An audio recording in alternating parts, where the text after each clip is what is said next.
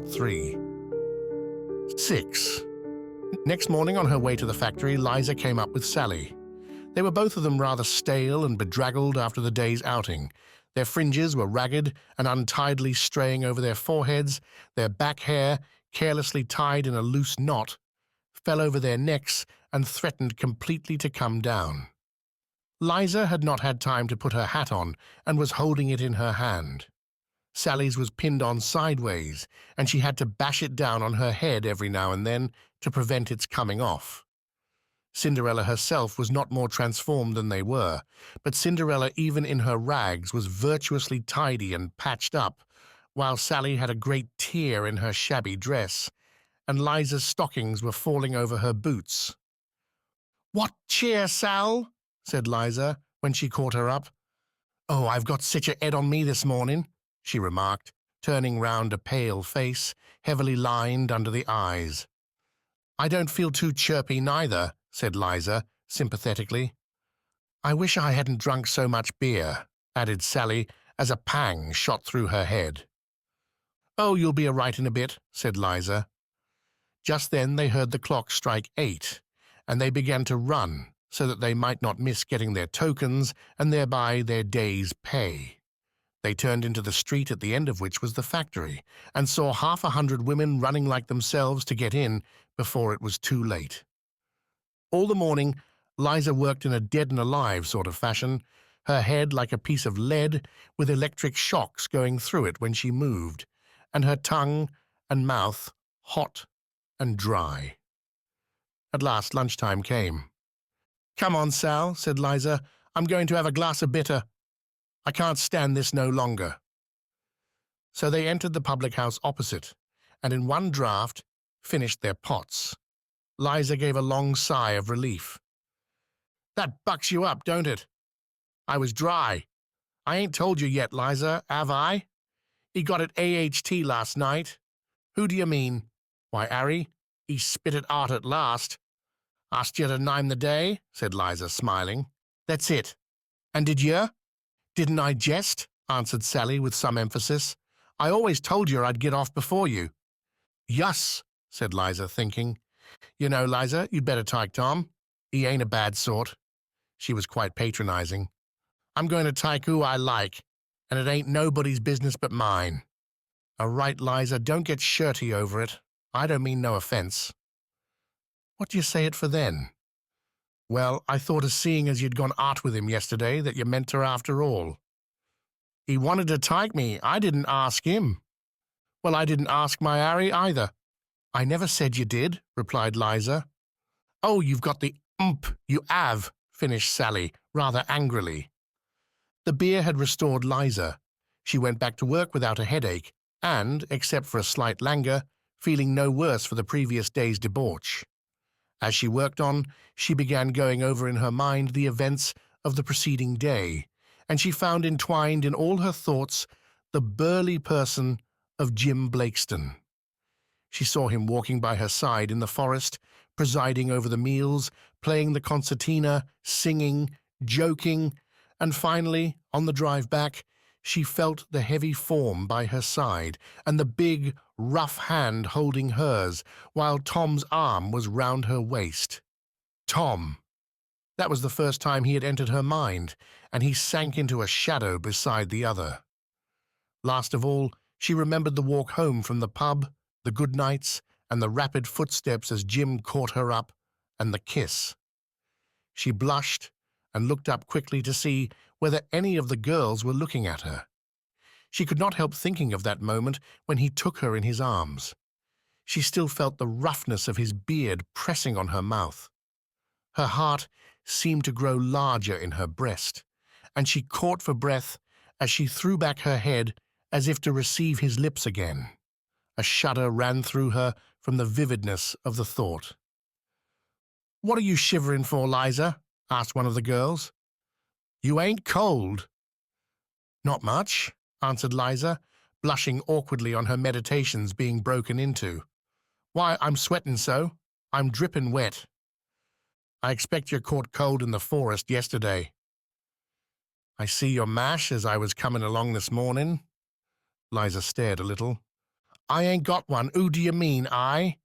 You're only Tom, of course. He did look washed, AHT. What was you doing with him yesterday? He ain't got nothing to do with me. He ain't. Gone, don't you tell me. The bell rang, and throwing over their work, the girls trooped off, and after chattering in groups outside the factory gates for a while, made their way in different directions to their respective homes. Liza and Sally went along together. I see we are coming, AHT, cried Sally, seeing the advertisement of a play being acted at the neighbouring theatre. I should like to see that, said Liza, as they stood arm in front of the flaring poster. It represented 2 rooms and a passage in between. In one room, a dead man was lying on the floor, while 2 others were standing horror-stricken, listening to a youth who was in the passage, knocking at the door. You see, they've killed him, said Sally, excitedly. Yes, any fool can see that. And the one outside, what's he doing of? Ain't he beautiful? I'll get my Harry to take me, I will. I should like to see it. He said he'd take me to the play. They strolled on again, and Liza, leaving Sally, made her way to her mother's. She knew she must pass Jim's house, and wondered whether she would see him. But as she walked along the street, she saw Tom coming the opposite way. With a sudden impulse, she turned back so as not to meet him, and began walking the way she had come. Then, thinking herself a fool for what she had done, she turned again and walked towards him. She wondered if she had seen her or noticed her movement, but when she looked down the street, he was nowhere to be seen.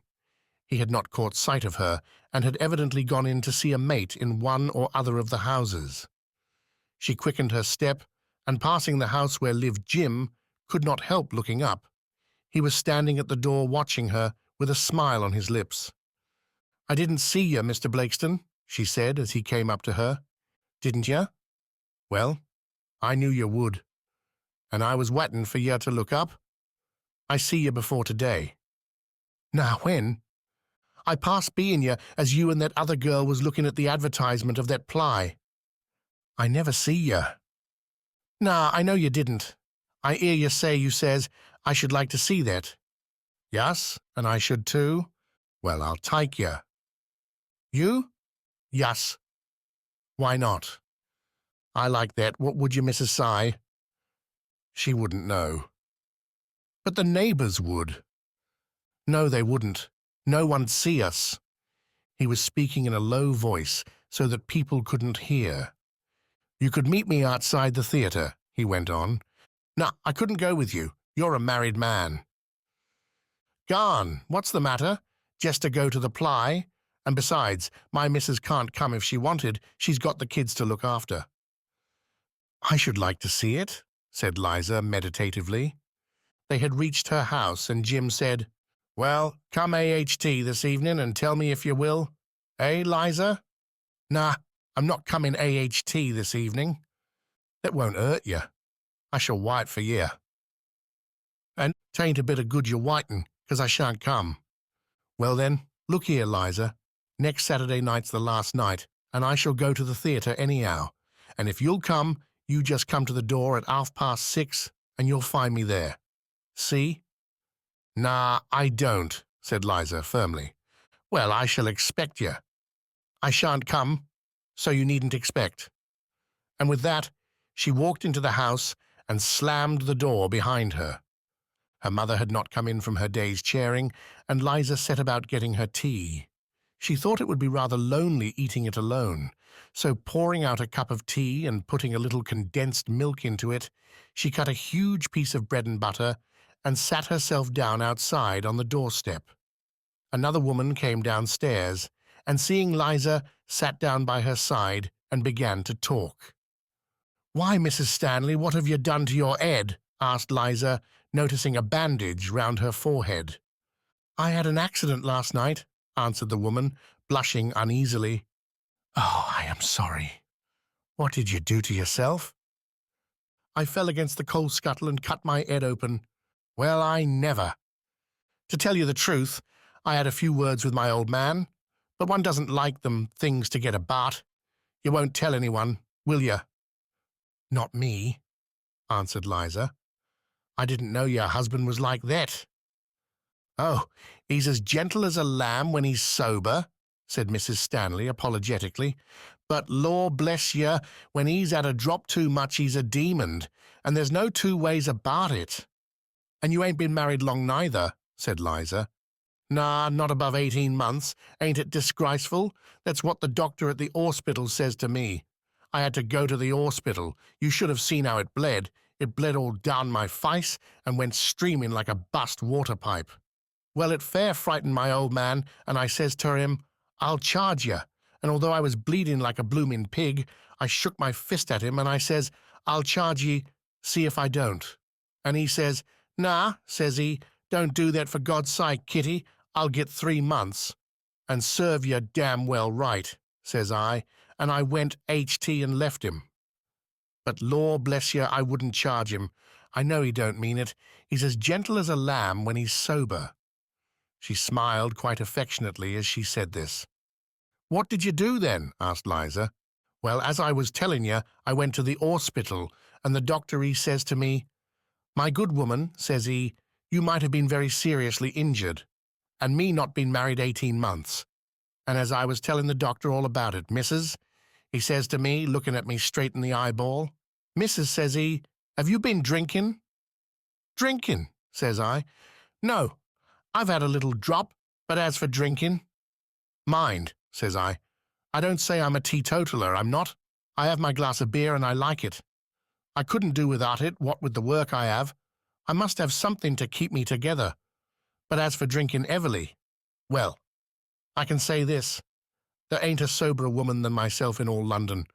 Why, my first husband never touched a drop. Ah, my first husband, he was a beauty. He was." She stopped the repetition of her conversation and addressed herself to Liza. "He was that different to this one. He was a man as had seen better days. He was a gentleman." She mouthed the word and emphasized it with an expressive nod. "He was a gentleman and a Christian. He'd been in good circumstances in his time, and he was a man of education and a teetotaler for 22 years. At that moment, Liza's mother appeared on the scene. "Good evening, Mrs. Stanley," she said, politely. "The same to you, Mrs. Kemp," replied that lady with equal courtesy. "And how is your poor Ed?" asked Liza's mother with sympathy. "Oh, it's been aching cruel. I've hardly known what to do with myself." "I'm sure he ought to be ashamed of himself for treating you like that." "Oh, it wasn't his blows I minded so much, Mrs. Kemp," replied Mrs. Stanley, "and don't you think it. It was what he said to me. I can stand a blow as well as any woman. I don't mind that, and when he don't take a mean advantage of me, I can stand up for myself and give as good as I take, and many's the time I give my first husband a black eye. But the language he used, and the things he called me, it made me blush to the roots of my hair. I'm not used to being spoken to like that. I was in good circumstances when my first husband was alive. He earned between £2 and £3 a week. He did. As I said to him this morning, how a gentleman can use sich language I dunno know." "Husbands is cautions, however good they are," said Mrs. Kemp aphoristically. "But I mustn't stay AHT here in the night air." "Has your rheumatism been troubling you lately?" asked Mrs. Stanley. "Oh, cruel. Liza rubs me with embrocation every night, but it torments me cruel." Mrs. Kemp then went into the house, and Liza remained talking to Mrs. Stanley. She, too, had to go in, and Liza was left alone. Some while she spent thinking of nothing, staring vacantly in front of her, enjoying the cool and quiet of the evening. But Liza could not be left alone long. Several boys came along with a bat and a ball and fixed upon the road just in front of her for their pitch.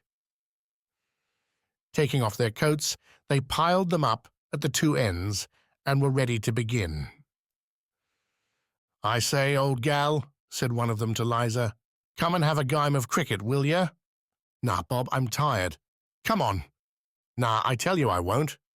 "She was on the booze yesterday, and she ain't got over it," cried another boy.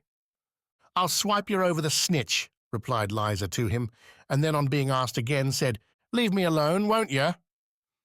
"Liza's got the needle tonight, that's flat," commented a third member of the team. "I wouldn't drink if I was you, Liza," added another with mock gravity. "It's a bad bit to get into," and he began rolling and swaying about like a drunken man. If Liza had been in form, she would have gone straight away and given the whole lot of them a sample of her strength. But she was only rather bored and vexed that they should disturb her quietness, so she let them talk. They saw she was not to be drawn, and leaving her, set to their game. She watched them for some time, but her thoughts gradually lost themselves, and insensibly her mind was filled with a burly form, and she was again thinking of Jim. "He is a good sort to want to take me to the play," she said to herself. "Tom never asked me." Jim had said he would come out in the evening. He ought to be here soon, she thought. Of course she wasn't going to the theatre with him, but she didn't mind talking to him. She rather enjoyed being asked to do a thing and refusing, and she would have liked another opportunity of doing so. But he didn't come, and he had said he would. "I say, Bill," she said at last to one of the boys who was fielding close beside her, "that there Blakeston, do you know him?" "Yes, rather. Why, he works at the same place as me." "What's he do with hisself in the evening? I never see him about." "I dunno. I see him this evening go into the Red Lion. I suppose he's there, but I dunno." Then he wasn't coming. Of course she had told him she was going to stay indoors, but he might have come all the same, just to see. "I know Tom U.D. have come," she said to herself, rather sulkily. "Liza, Liza," she heard her mother's voice calling her. "All right, I'm coming," said Liza. "I've been waiting for you this last half hour to rub me." "Why didn't you call?" asked Liza. "I did call. I've been calling this last I don't know how long. It's give me quite a sore throat." "I never heard you." "Nah, you didn't want to hear me, did you? You don't mind if I dies with rheumatics, do you?" "I know." Liza did not answer, but took the bottle, and pouring some of the liniment on her hand, began to rub it into Mrs. Kemp's rheumatic joints, while the invalid kept complaining and grumbling at everything Liza did. "Don't rub so hard, Liza, you'll rub all the skin off." Then, when Liza did it as gently as she could, she grumbled again. "If you do it like that, it won't do no good at all. You want to sieve yourself trouble. I know ya. When I was young, girls didn't mind a little bit of hard work. But law bless you, you don't care about my rheumatics, do ya?" At last she finished, and Liza went to bed by her mother's side. 7. 2 days passed, and it was Friday morning. Liza had got up early and strolled off to her work in good time, but she did not meet her faithful Sally on the way, nor find her at the factory when she herself arrived. The bell rang, and all the girls trooped in, but still Sally did not come. Liza could not make it out, and was thinking she would be shut out, when just as the man who gave out the tokens for the day's work was pulling down the shutter in front of his window, Sally arrived, breathless and perspiring. "Woo! Go, Luma! I am hot," she said, wiping her face with her apron. "I thought you wasn't coming," said Liza. "Well, I only just did it. I overslept myself. I was HT light last night." "Were you?" "Me and Harry went to see the play. Oh, Liza, it's simply spiffing. I've never see such a good play in my life. Law! Why, it makes your blood run cold. They hang a man on the stage. Oh, it made me creep all over." And then she began telling Liza all about it. The blood and thunder, the shooting, the railway train, the murder, the bomb, the hero, the funny man, jumbling everything up in her excitement, repeating little scraps of dialogue, all wrong, gesticulating, getting excited and red in the face at the recollection. Liza listened rather crossly, feeling bored at the detail into which Sally was going. The piece really didn't much interest her. "One UD think you'd never been to a theatre in your life before," she said. I never seen anything so good, I can tell you. You take my tip and get Tom to take you. I don't want to go, and if I did, I'd pie for myself and go alone. Cheese it! That ain't half so good. Me and Harry, we set together, him with his arm round my waist, and me holding his hand. It was jam, I can tell you. Well, I don't want anyone sprawling me about. That ain't my mark. But I do like Harry. You don't know the little ways he has, and we're going to be married in 3 weeks now. Harry said, well, he says, I'll get a license.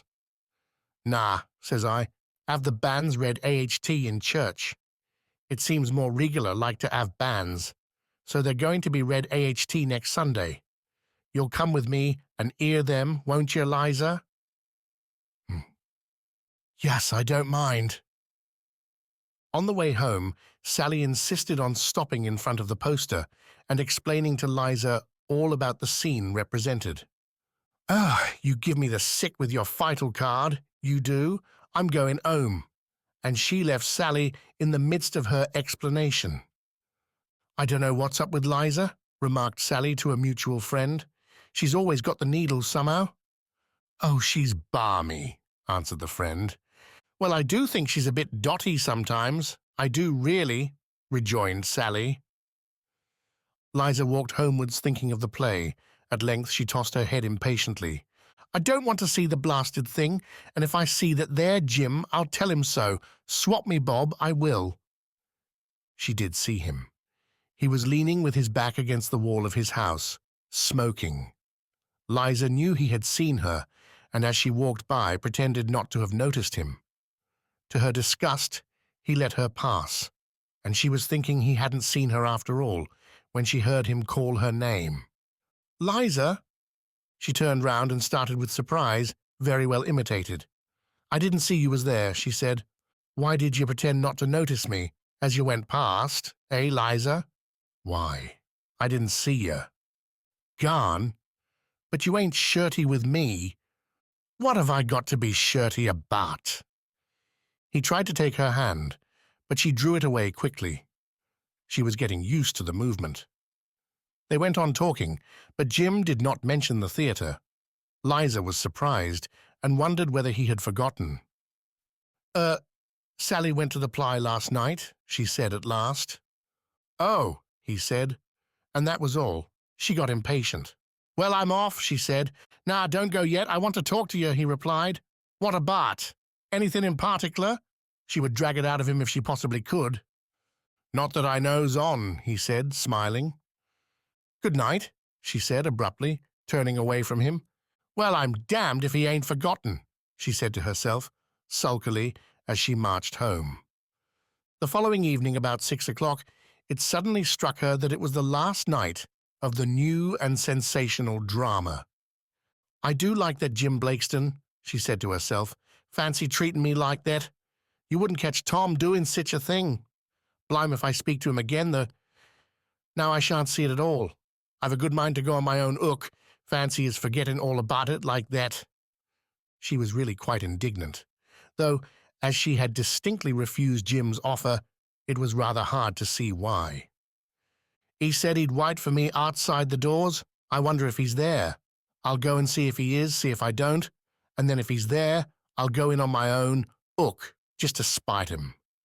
She dressed herself in her best, and so that the neighbours shouldn't see her, went up a passage between some model lodging-house buildings, and in this roundabout way got into the Westminster Bridge Road, and soon found herself in front of the theatre. I've been waiting for you this half-hour. She turned round and saw Jim standing just behind her. Who are you talking to? I'm not going to the play with you. What you type me for, eh? Who are you going with, then? I'm going alone. Gone, don't be a blooming jackass. Liza was feeling very injured. That's how you treat me. I shall go home. Why didn't you come AHT the other night? You told me not to. She snorted at the ridiculous ineptitude of the reply. Why didn't you say nothing about it yesterday? Why, I thought you'd come if I didn't talk on it. Well, I think you're a brute. She felt very much inclined to cry. Come on, Liza, don't tyke on. I didn't mean no offence. and he put his arm round her waist and led her to take their places at the gallery door.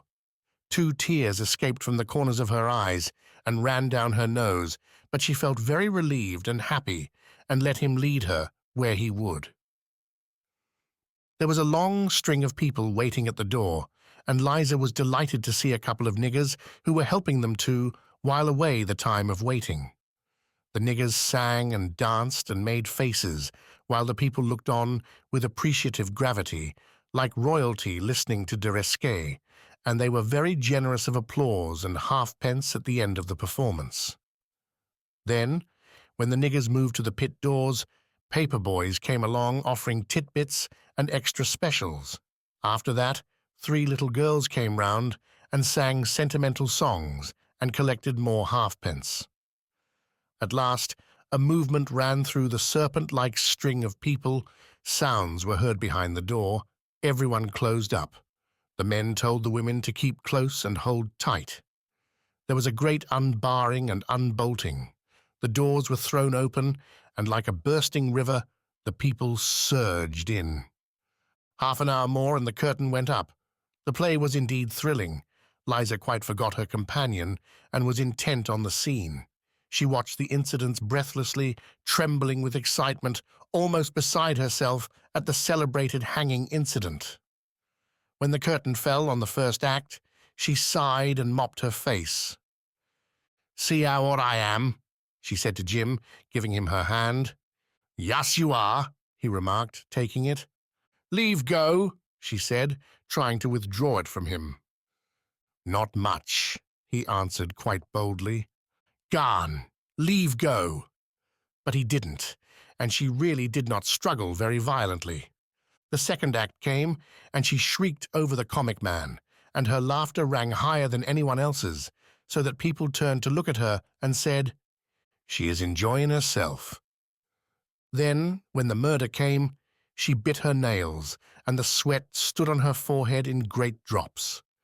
In her excitement, she even called out as loud as she could to the victim, "Look, AHT!"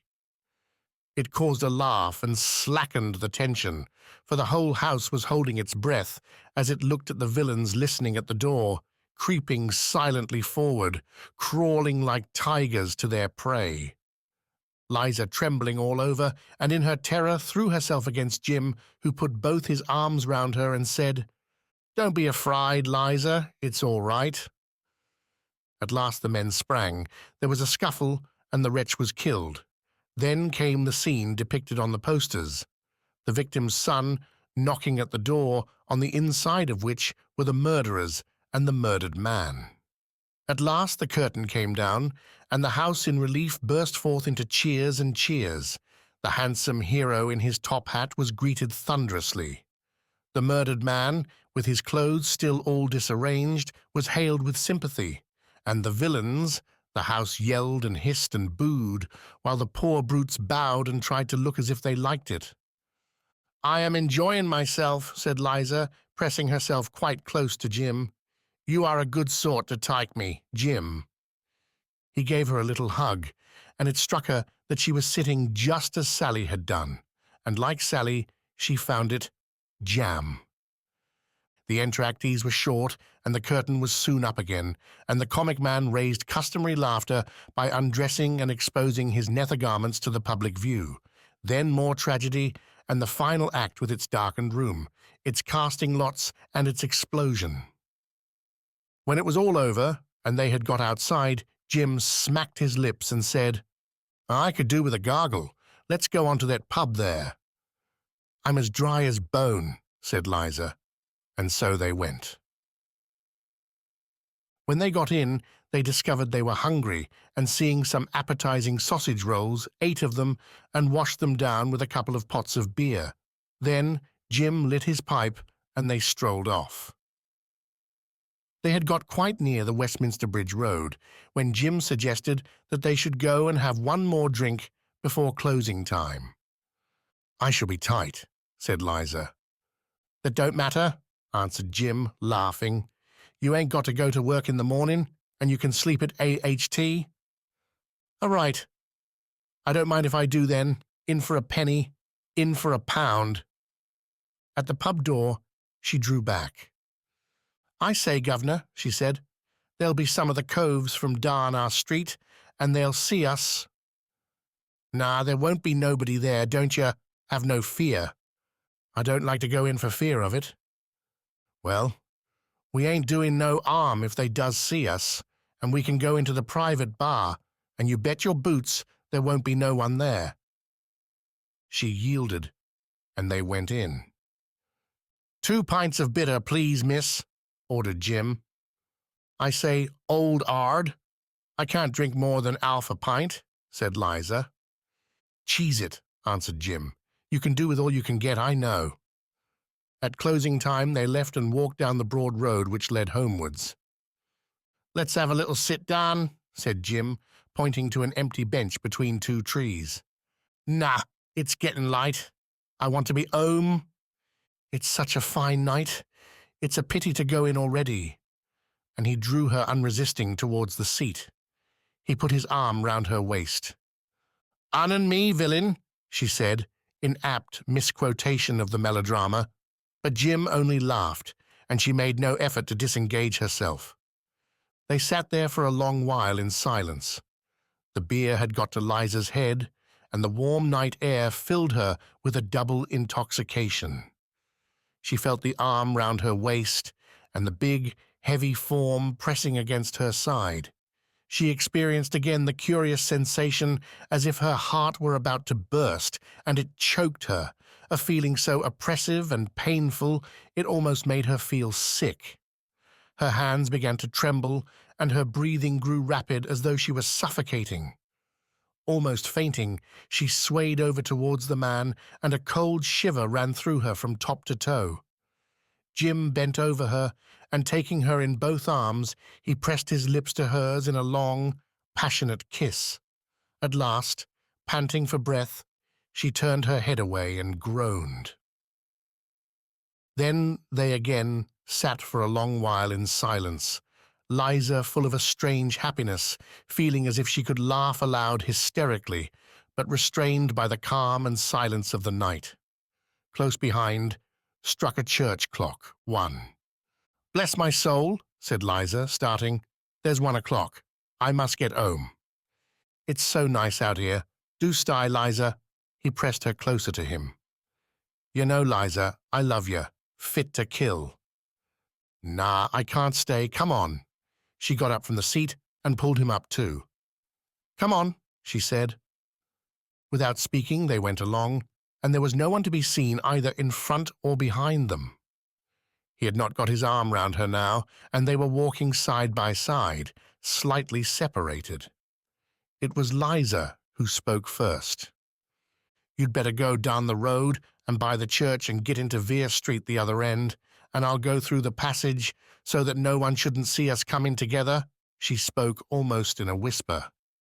"All right, Liza," he answered. "I'll do just as you tell me." They came to the passage of which Liza spoke. It was a narrow way between blank walls, the backs of factories, and it led into the upper end of Vere Street. The entrance to it was guarded by 2 iron posts in the middle, so that horses or barrows should not be taken through. They had just got to it when a man came out into the open road. Liza quickly turned her head away. "I wonder if he see us," she said, when he had passed out of earshot. "He's looking back," she added. "Why, who is it?" asked Jim. "It's a man out of our street," she answered. "I don't know him, but I know where he lodges. Do you think he sees us?" "Nah. He wouldn't know who it was in the dark." But he looked round. "All the street'll know it if he see us." "Well, we ain't doing no harm." She stretched out her hand to say good night. "I'll come away with you along the passage," said Jim. "Nah, you mustn't. You go straight round." "But it's so dark. Perhaps summat'll happen to you." "Not it. You go on home and leave me," she replied, and entering the passage, stood facing him with one of the iron pillars between them. "Good night, old cock," she said, stretching out her hand. He took it and said, "I wish you wasn't going to leave me, Liza." "Gone! I must." She tried to get her hand away from his, but he held it firm, resting it on the top of the pillar. "Leave go my hand," she said. He made no movement, but looked into her eyes steadily, so that it made her uneasy. She repented having come out with him. "Leave go my hand," and she beat down on his with her closed fist. "Liza," he said at last. "Well, what is it?" she answered, still thumping down on his hand with her fist. "Liza," he said a whisper, "will ya?" "Will I what?" she said, looking down. "You know, Liza. Sigh, will ya?" "Nah," she said. He bent over her and repeated, "Will ya?" She did not speak, but kept beating down on his hand. "Liza," he said again, his voice growing hoarse and thick. "Liza, will ya?" She still kept silence, looking away and continually bringing down her fist. He looked at her a moment, and she, ceasing to thump his hand, looked up at him with half-opened mouth. Suddenly he shook himself, and closing his fist gave her a violent, swinging blow in the belly. "Come on," he said, and together they slid down into the darkness of the passage. 8. Mrs. Kemp was in the habit of slumbering somewhat heavily on Sunday mornings, or Liza would not have been allowed to go on sleeping as she did. When she woke, she rubbed her eyes to gather her senses together, and gradually she remembered having gone to the theatre on the previous evening. Then suddenly everything came back to her. She stretched out her legs and gave a long sigh of delight. Her heart was full. She thought of Jim, and the delicious sensation of love came over her. Closing her eyes, she imagined his warm kisses, and she lifted up her arms as if to put them round his neck and draw him down to her. She almost felt the rough beard on her face and the strong, heavy arms round her body. She smiled to herself and took a long breath. Then, slipping back the sleeves of her nightdress, she looked at her own thin arms, just 2 pieces of bone with not a muscle on them, but very white, and showing distinctly the interlacement of blue veins. She did not notice that her hands were rough and red and dirty, with the nails broken and bitten to the quick. She got out of bed and looked at herself in the glass over the mantelpiece. With one hand she brushed back her hair and smiled at herself. Her face was very small and thin, but the complexion was nice, clear and white, with a delicate tint of red on the cheeks, and her eyes were big and dark like her hair. She felt very happy. She did not want to dress yet, but rather to sit down and think. So she twisted up her hair into a little knot, slipped a skirt over her nightdress, and sat on a chair near the window and began looking around. The decorations of the room had been centered on the mantelpiece. The chief ornament consisted of a pear and an apple, a pineapple, a bunch of grapes, and several fat plums, all very beautifully done in wax, as was the fashion about the middle of this most glorious reign. They were appropriately colored, the apple blushing red, the grapes and inky black emerald-green leaves were scattered here and there to lend finish, and the whole was mounted on an ebonized stand covered with black velvet and protected from dust and dirt by a beautiful glass cover bordered with red plush.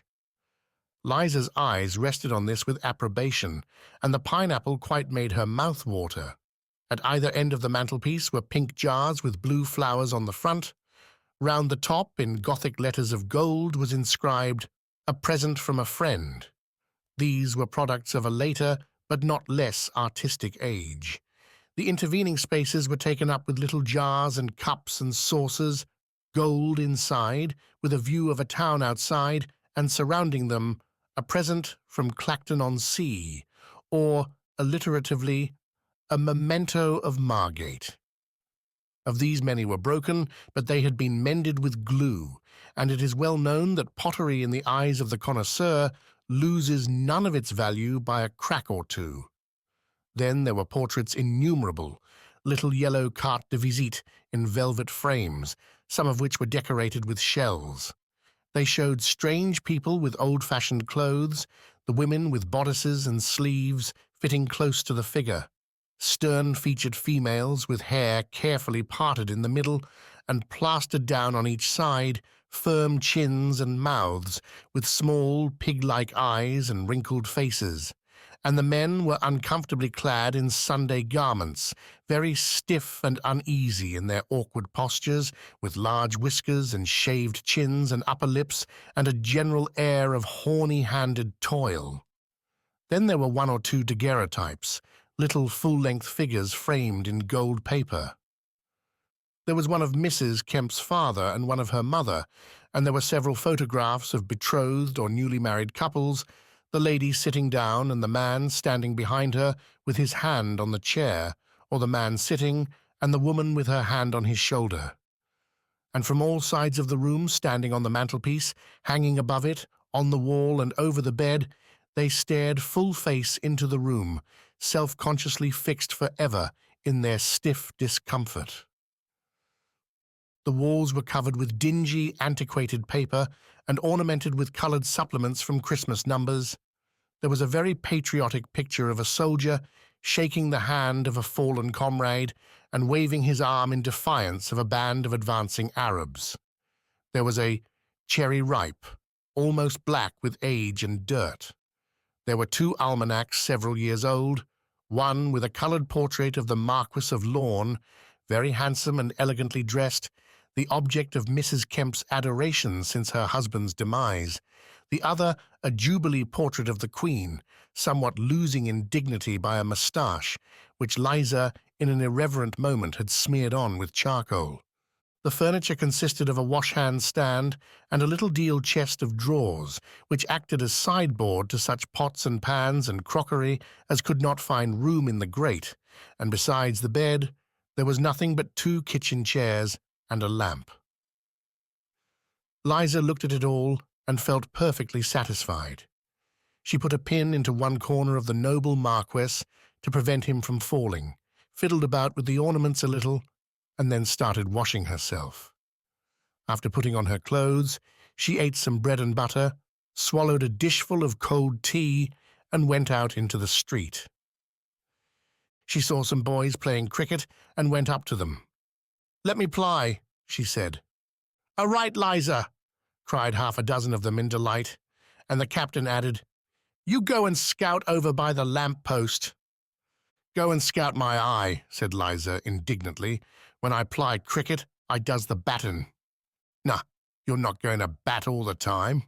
"Who are you getting at?" replied the captain, who had taken advantage of his position to put himself in first, and was still at the wicket. "Well, then I shan't ply," answered Liza. "Garn, Ernie, let her go in," shouted two or three members of the team. "Well, I'm busted," remarked the captain as she took his bat. "You won't stay in long, I lay," he said, as he sent the old bowler fielding and took the ball himself. He was a young gentleman who did not suffer from excessive backwardness. "Art!" shouted a dozen voices as the ball went past Liza's bat and landed in the pile of coats which formed the wicket. The captain came forward to resume his innings, but Liza held the bat away from him. "Garn," she said. "That was only a trial." "You never said trial," answered the captain indignantly. "Yus, I did," said Liza. "I said it just as the ball was coming, under my breath." "Well, I am busted," repeated the captain. Just then, Liza saw Tom among the lookers-on, and as she felt very kindly disposed to the world in general that morning, she called out to him. "Ulloa, Tom," she said. "Come and give us a ball. This chap can't bowl." "Well, I got your AHT anyhow," said that person. "Ah, you wouldn't have got me AHT plying square. But a trial ball, well, one don't ever know what a trial ball's going to do." Tom began bowling very slowly and easily, so that Liza could swing her bat round and hit mightily. She ran well too, and pantingly brought up her score to 20. Then the fielders interposed. "I say, look here, he's only giving her lobs. He's not trying to get her AHT. You're spoiling our game." "I don't care, I've got 20 runs. That's more than you could do. I'll go AHT now of my own accord, so there. Come on, Tom." Tom joined her, and as the captain at last resumed his bat and the game went on, they commenced talking, Liza leaning against the wall of a house, while Tom stood in front of her, smiling with pleasure. "Where have you been hiding yourself, Tom? I ain't seen you for I don't know how long." "I've been about as usual, and I've seen you when you didn't see me." "Well, you might have come up and said good morning when you see me." "I didn't want to force myself on." "Yeah, Liza." "Gone, you are a bloomin' cuckoo. I'm blowed. I thought you didn't like me hanging round you, so I kep away." "Why? You talks as if I didn't like you. You don't think I'd have come A.H.T. bean feasting with you if I hadn't liked you?" Liza was really very dishonest, but she felt so happy this morning that she loved the whole world, and of course Tom came in with the others. She looked very kindly at him, and he was so affected that a great lump came in his throat and he could not speak. Liza's eyes turned to Jim's house, and she saw coming out of the door a girl of about her own age. She fancied she saw in her some likeness to Jim. "Say, Tom," she asked, "that ain't Blakeston's daughter, is it?" "Yes, that's it." "I'll go and speak to her," said Liza, leaving Tom and going over the road. "You're Polly Blakeston, ain't you?" she said. "That's me," said the girl. "I thought you was. Your dad, he says to me, 'You don't know my daughter Polly, do you?' says he. 'Nah,' says I don't." "Well," says he, "you can't miss her when you see her." And right enough I didn't. "Mother says I'm all father, and there ain't nothing of her in me. Dad says it's lucky it ain't the other way about, or he'd have got a divorce." They both laughed. "Where are you going now?" asked Liza, looking at the slop basin she was carrying. "That I was just going down into the road to get some ice cream for dinner.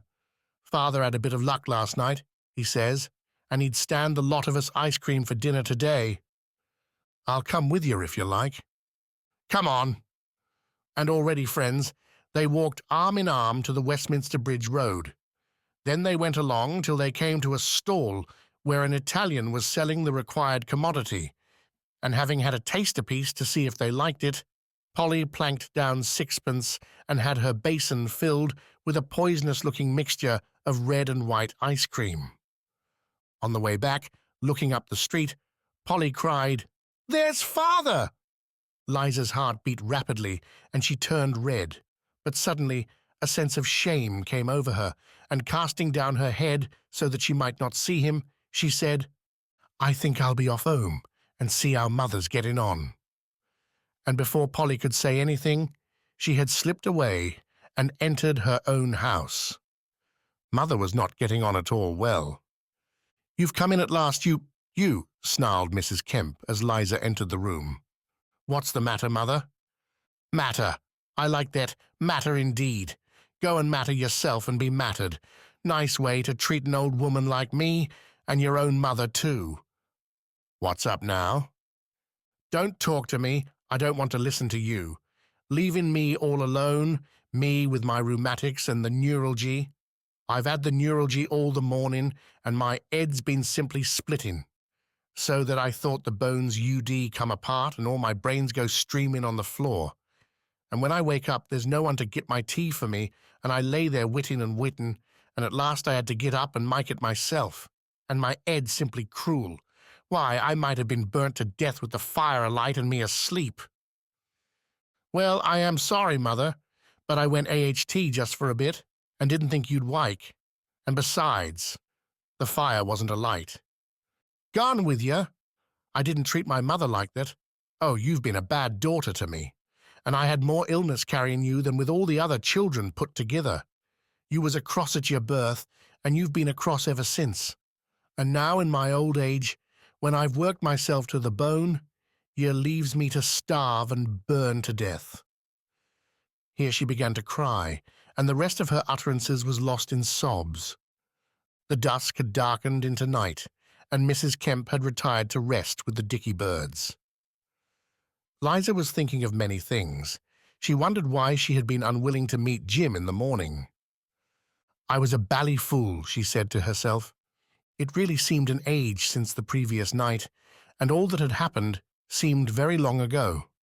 She had not spoken to Jim all day, and she had so much to say to him. Then, wondering whether he was about, she went to the window and looked out. But there was nobody there. She closed the window again and sat just beside it. The time went on, and she wondered whether he would come, asking herself whether he had been thinking of her as she of him. Gradually, her thoughts grew vague, and a kind of mist came over them. She nodded. Suddenly she roused herself with a start, fancying she had heard something.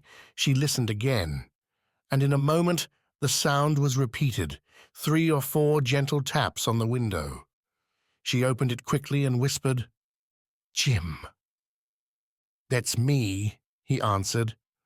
"Come AHT." Closing the window, she went into the passage and opened the street door. It was hardly unlocked before Jim had pushed his way in. Partly shutting it behind him, he took her in his arms and hugged her to his breast. She kissed him passionately. "I thought you'd come tonight, Jim. Summit in my art told me so, but you've been long. I wouldn't come before, 'cause I thought there'd be people about. Kiss us." And again he pressed his lips to hers, and Liza nearly fainted with the delight of it. "Let's go for a walk, shall we?" he said. "Ah, right."